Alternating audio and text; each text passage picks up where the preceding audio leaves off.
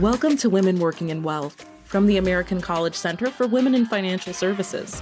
Join us as we showcase unique career opportunities and dispel myths surrounding the financial services profession through conversations with industry leaders.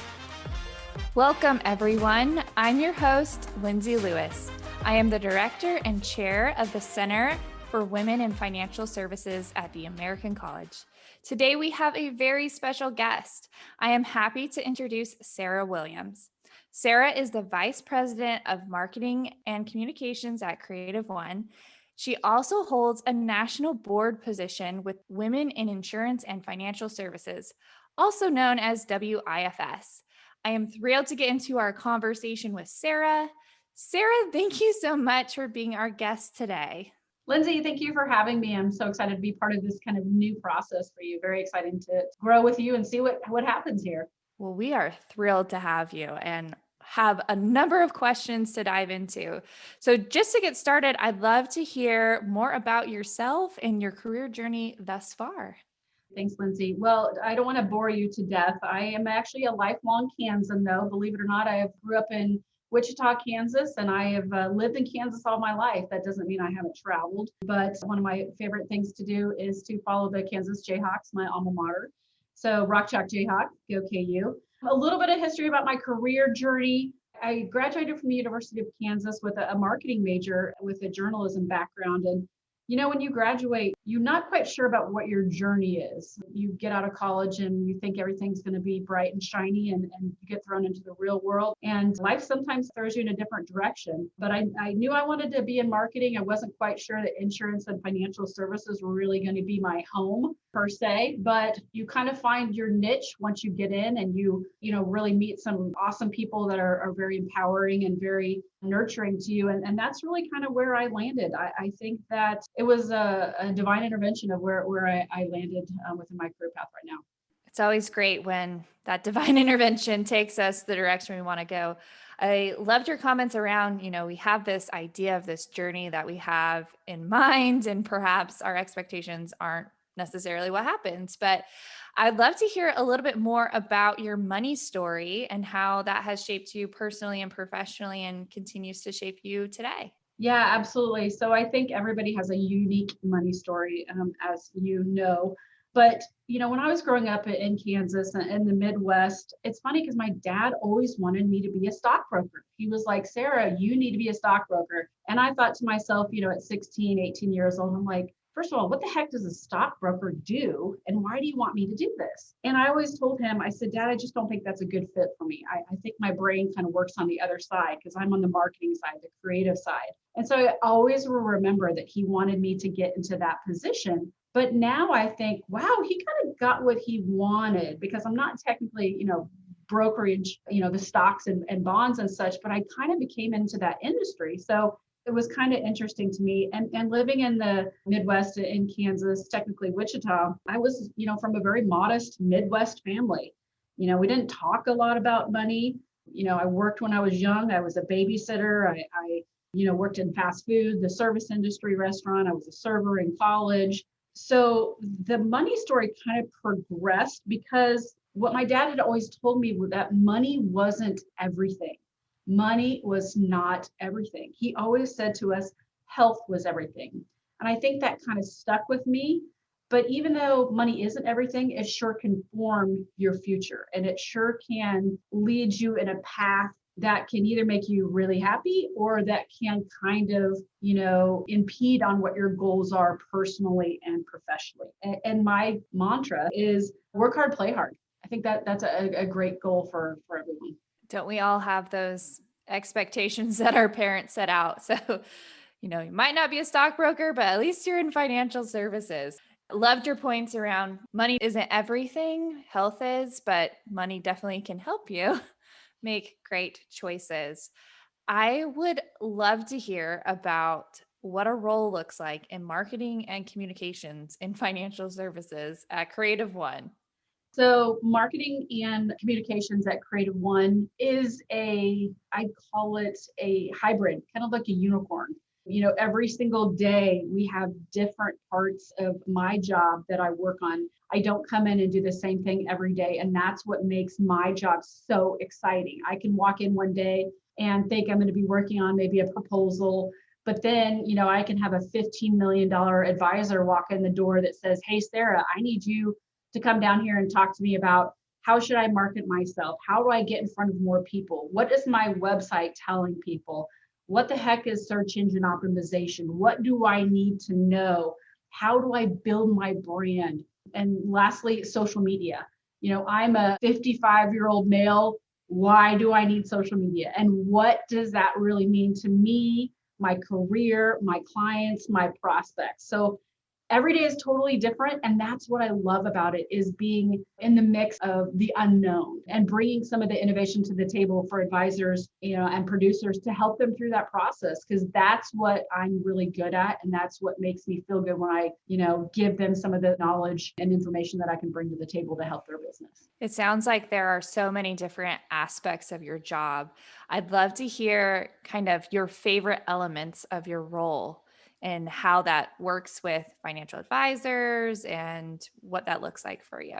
Sure. So even though my title is the Vice President of Marketing Communications, we kind of call myself the Chief Ambassador. So I am the brand ambassador, the chief ambassador for CreativeOne. So that's a big role. So that's being out there and really, preaching. It's showing financial advisors and insurance agents what a company like CreativeOne can do. And CreativeOne is an annuity and life insurance wholesaler when it comes down to it. We're also known as an independent marketing organization, but being the brand ambassador and being the chief brander is something that does not weigh lightly on my shoulders. It's making sure that what we bring to the table, that we have a really good value proposition, that we're helping our clients succeed with inside their own business. And typically these guys are, and I say guys because honestly, we're about 95% are men. And there's the other 5% women that we help also.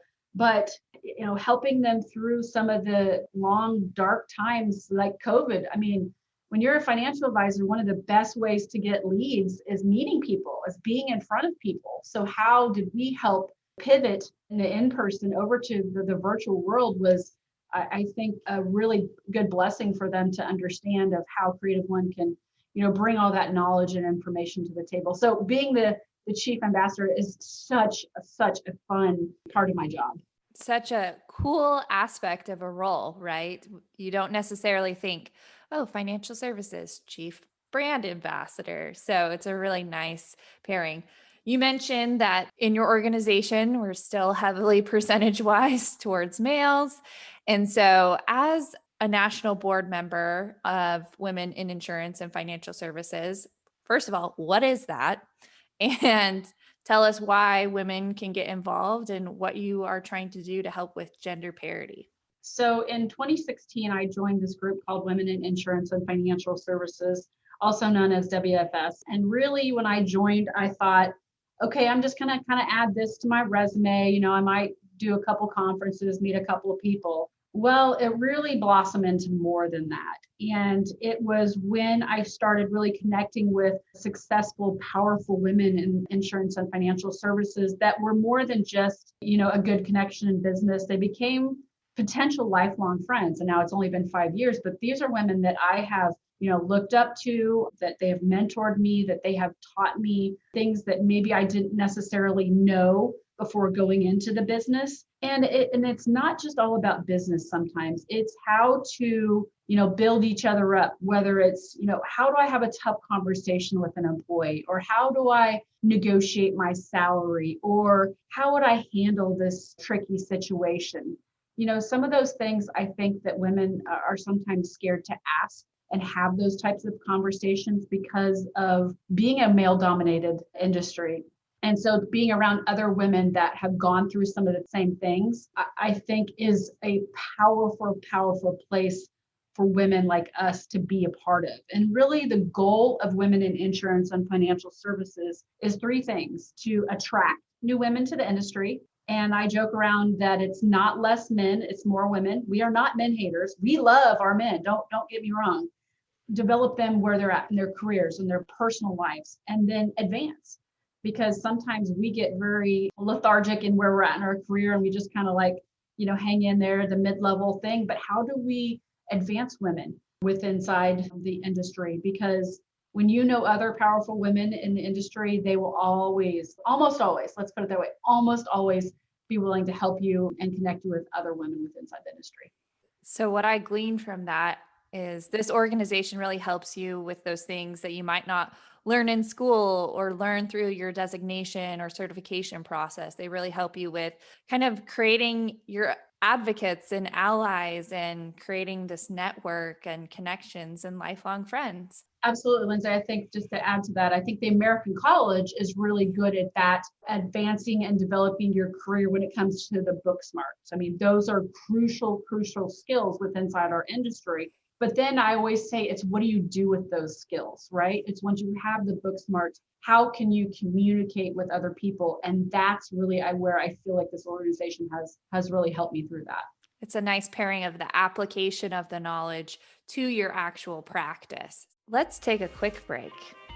At the American College Center for Women in Financial Services, we're promoting the advancement of women in the industry through research, education, and awareness. Become one of our Women Working in Wealth ambassadors, keep up with our latest news and events, and learn how you can help break the bias at womencenter.theamericancollege.edu. So I recently listened to an interview with Sally Krawcheck, and she mentioned that men have been successful in business as they have played their career planning as a team sport. And she mentioned that, in her opinion, women had often forged their own path rather than playing as a team sport. So how do you think that women could be more collaborative in career advancement?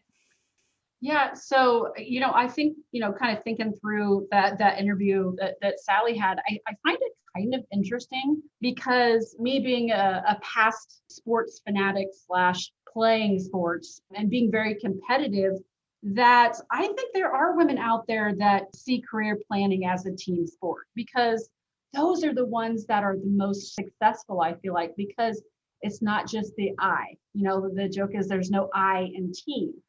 And so in order to be successful, you have to, look at those other players, those other utility players on your team, and know where your weaknesses are and utilize them. Because, as they say, hire to your weaknesses, right? Those are the people that you need sometimes to be able to delegate, that you sometimes need to be part of your team. So I think there are some women out there that see that as a career path as far as women, but forging forward and being collaborative with your career advancement is something that women have to do yourself. No one is going to build that career path for you.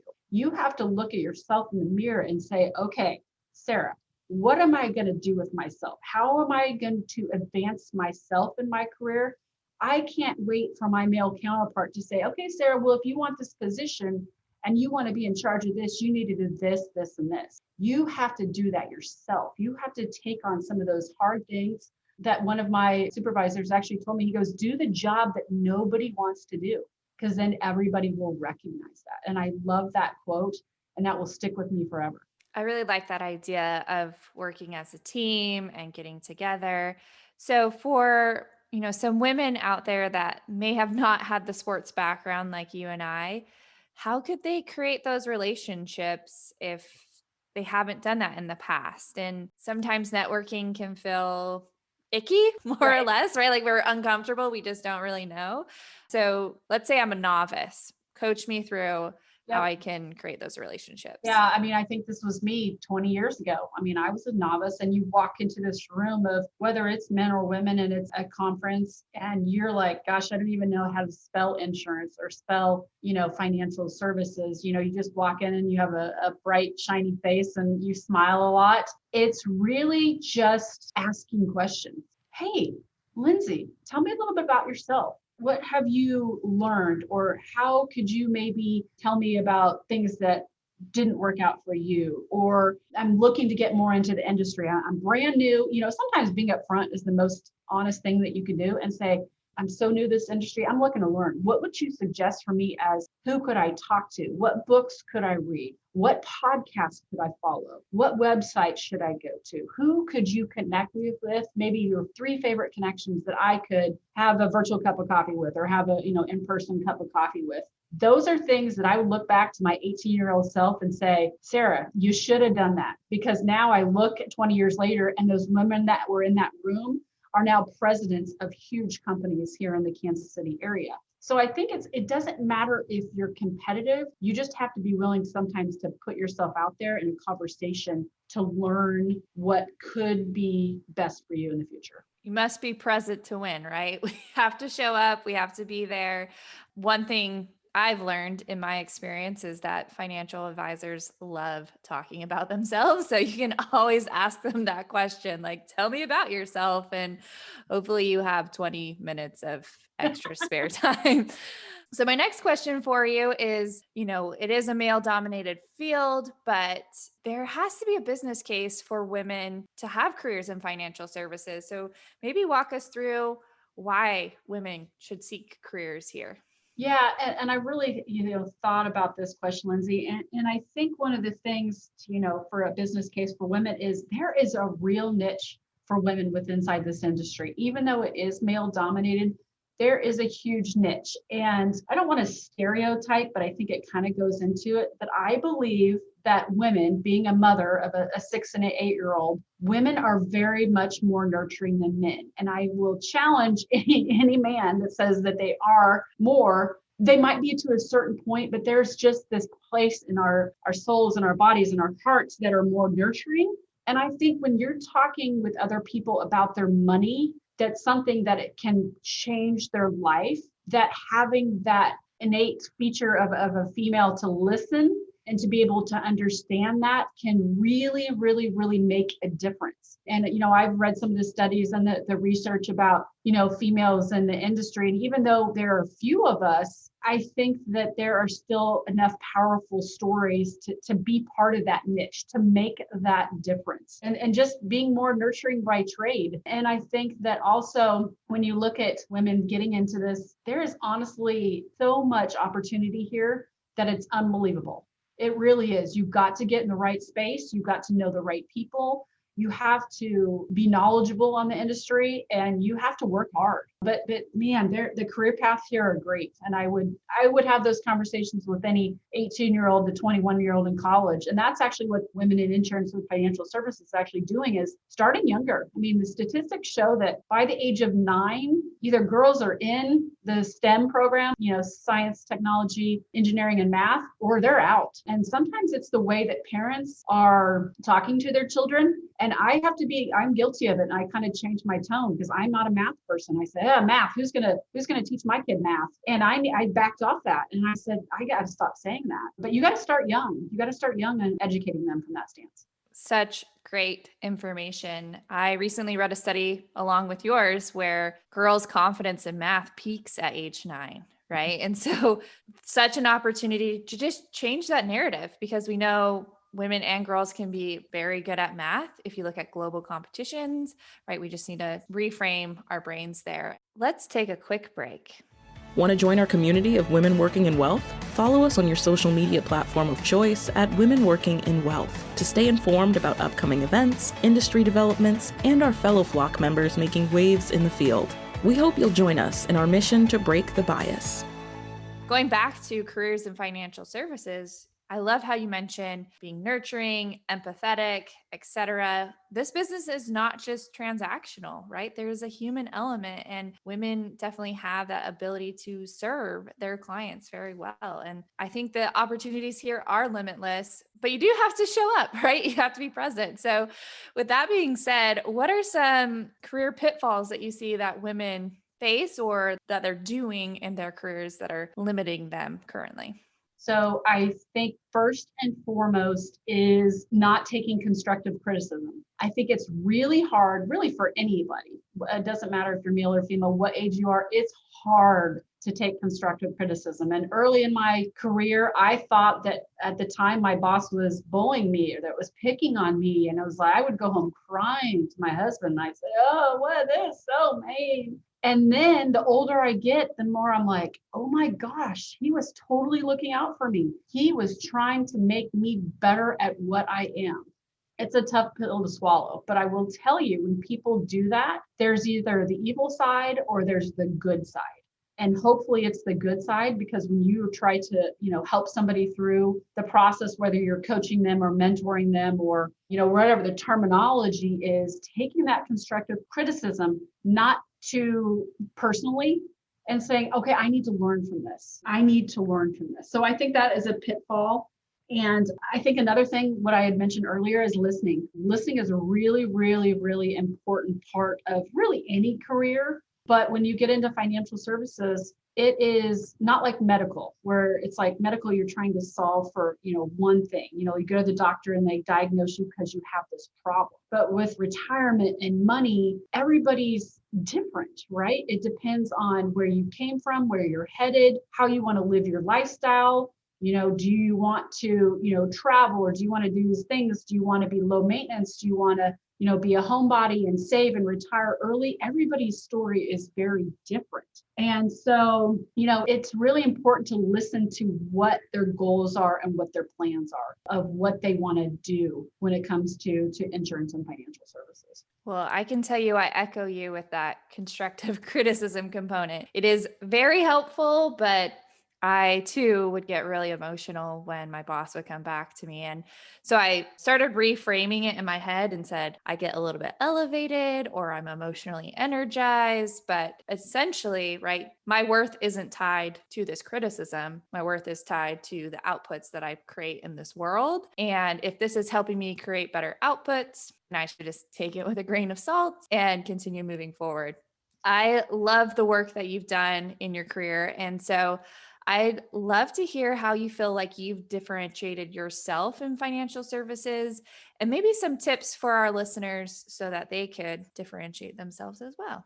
I think that to differentiate yourself, number one, you're a woman, because that's pretty easy. I mean, I walked into a room, I'm going to just tell you a quick example. Yesterday, there were 10 men and me.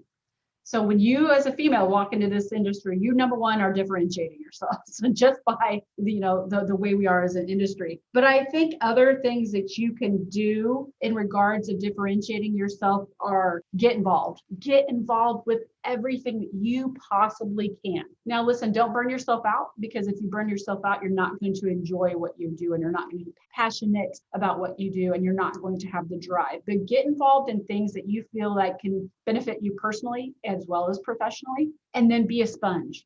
That is, one of my best pieces of advice is, you might think that somebody's talking about something that you want nothing to do with it. Maybe it's a REIT, a real estate investment trust. And you're like, don't need it, don't have one, don't want it, don't care. Well, then I start thinking, well, maybe my parents need to know this, or maybe my aunt, uncle have a REIT that they need to, learn about. So being that sponge, even though you think that topic might not apply to you, I think would be really beneficial. I love that, right? Getting involved could be with, shameless plug for the American College or for WIFS, right? Finding those organizations that tie to your values and spending the time there, making those connections. And love the element about being a sponge, right? If you can increase the breadth of your knowledge, it can really help you personally or professionally. And you might not have to go super far deep, but if you have at least that baseline knowledge, then you can know where to navigate the conversation. Well, I have thoroughly enjoyed our time today. I know that we've kind of hinted on if we could reverse the clock and go back to Sarah at age 18, but for our listeners, what is a piece of advice that you give them if you could go back to your 18, 20-year-old self around your career? Yeah, absolutely. I think one of the things that you have to kind of think about when you're trying to form your career is doing something that you really like and that you're really passionate about. Now, you might come out of high school or come out of college and say, I don't know what that is. That's okay. I'm in my 40s and I still am not sure exactly if I'm where I'm at, but I feel like I'm 95% there. But try different things, try some things that maybe make you outside of your comfort zone, try something that you're like, no way would I ever try that, but get uncomfortable, because then if that feels like it's a good fit for you, you're probably on the right path. And, the aspect of being in the world that we are in, I was what we like to call it the lost generation for me. And as a person from the generation between the 1978 and 1982, we weren't really Gen Xers. We weren't really millennials. We aren't really boomers. We're kind of this lost generation. And some of you will laugh because you might not even know this. We actually, when we talked on our phones, it was in a bag in the car. There was bag phones. Okay. We used to have something called AOL dial-up. Okay. It wasn't this fast speed internet. We used to play the Oregon Trail. That's what we did in, elementary school. That was the thing back then. And then we had this thing called Napster, you guys. Napster, where you'd sit downstairs in your parents' basement on the AOL and download free music, okay? So technology has completely changed. Where am I headed with this? Embrace technology. Embrace it. And social media is a necessary evil inside our industry as well as inside personal, that use it to the best of your ability. Use it for something that can help you, that can help someone else. Social media sometimes gets a bad rap for some of the bad things, but think about all the things that we've done good, whether it's collect money for people that are in need or communicate for people that are maybe missing or whatever that might be. There is good sides of technology, and especially during COVID. I mean, we're in the Zoom world, we're living it, but I love it because my 75-year-old mother can connect with her high school girlfriends and do this. So I think, technology, you got to embrace it and learn it as best as you can. Such powerful advice. So if our listeners want to get in touch with you, Sarah, post listening to this podcast, how can they get in touch with you? Thanks, Lindsay. One of the best ways to get in touch with me in regards to social media is through LinkedIn. And in order to reach out to me, since I have such a common name, which is Sarah Williams, go ahead and reach me at Sarah, S-A-R-A-H, E as in Elizabeth, Williams, and then the number 68. Again, Sarah, S-A-R-A-H-E as in Elizabeth Williams, 68. And then also I want to give a quick shout out to WIFS, Women in Insurance and Financial Services. If you guys want to learn a little bit more about them, I highly suggest you jump on over to their website, which is WIFSnational.org. Again, WIFSnational.org, and check it out and see if it could be a good fit for you.